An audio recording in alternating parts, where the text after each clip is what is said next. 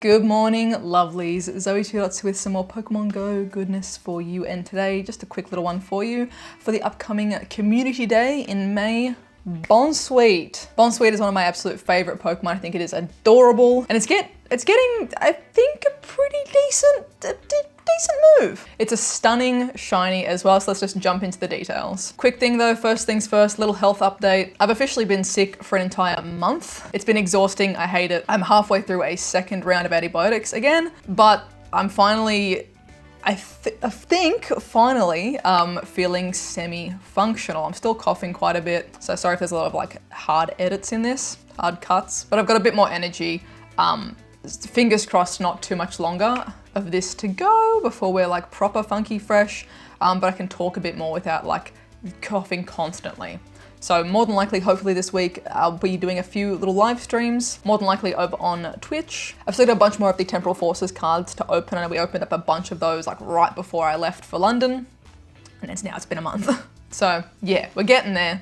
Thank you guys for being patient. Thank you guys for supporting the videos, watching, liking, all that sort of jazz. Thank you for being patient. So yeah. Anyway, Bounsweet Community Day. Bounsweet, however you want to say it. The sweetest little fruit. It is based off a mangosteen, which is a real fruit. It is my favorite fruit in the world so far, at least, that I've tried. I love it. It's like impossibly hard just about to get in Australia, or at least where I live in Australia. I've never seen it for sale. Maybe like it's easy to get in like Northern Australia. Apparently it transfers, like it travels terribly, which I find hard to believe because like the outer shell's pretty robust. I don't know. I'm not a fruit monger. I don't know how these things work. So it's hard to get, and I love it. And I think Bounsweet is adorable. So Bounsweet evolves into Steenie and then up into Serena. Again, all three beautiful shinies, beautiful, beautiful shinies. 10 out of 10 in my book. Com Day is going to be on May 19th, 2 p.m. to 5 p.m. with a whole bunch of bonuses we've come to expect for Com Day. We're going to have the 2x catch candy. I guess the special bonus for this Com Day is the 1/4 hatch distance, so way faster to hatch your eggs. 2x chance for any trainers level 31 and above to get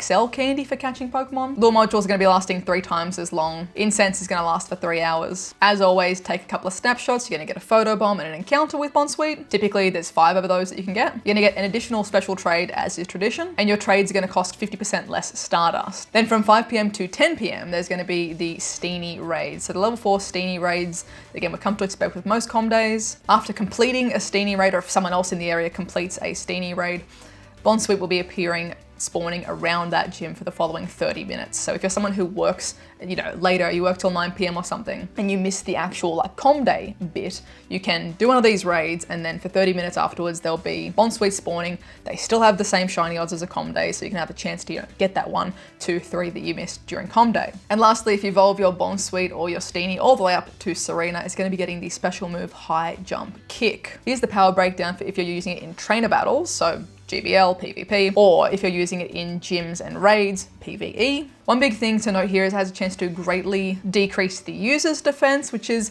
a bit unfortunate, but it's going to be giving Serena a bit more coverage. It's going to be a fighting type move.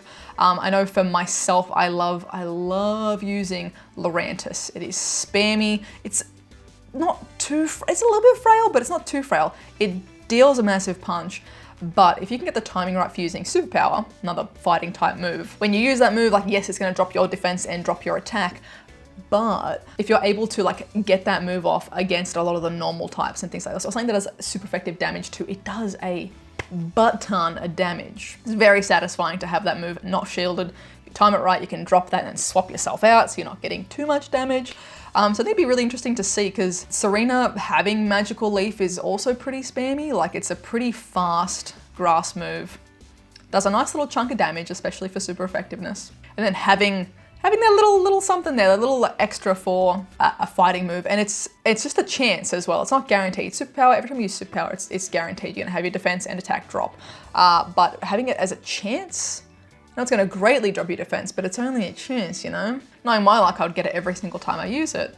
But I think it's gonna add a nice little bit of flavor. At the moment, Serena is ranked like 500 or something of like Pokemon to use in Great League. It's not bad by any means. I've used stuff that's ranked way worse than that, like certain flavor cups, certain limited cups where it's fun to use those certain things. It's gonna perform a lot better. I think it's in the 400s for Ultra League, and it's in the top 200, I'm pretty sure, for Master League, so not that bad. Any PvP big brain folk, leave your thoughts in the comments as well. I like playing PvP, but I know I'm not the authority on knowledge for like typing and moves, and like, if you use this particular move to get this amount of energy, it's gonna be the optimal if I do 4 of these attacks and then one of the, like, I don't have the maths for it. I like playing it, I get the vibe.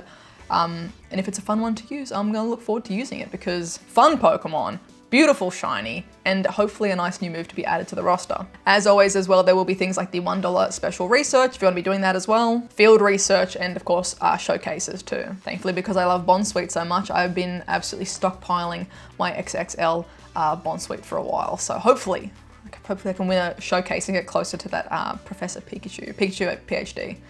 As a reward one of these days. And of course, there's gonna be event-themed stickers from spinning Pokestops and opening gifts. Keep your peepers out for that. So, thoughts, feelings, leave them in the comments down below. I think this is probably the first comm day this year at least that I'm like, yes, I'm excited for. Yes, please. New shiny, beautiful shiny, one of my favorite Pokemon, such a little cutie.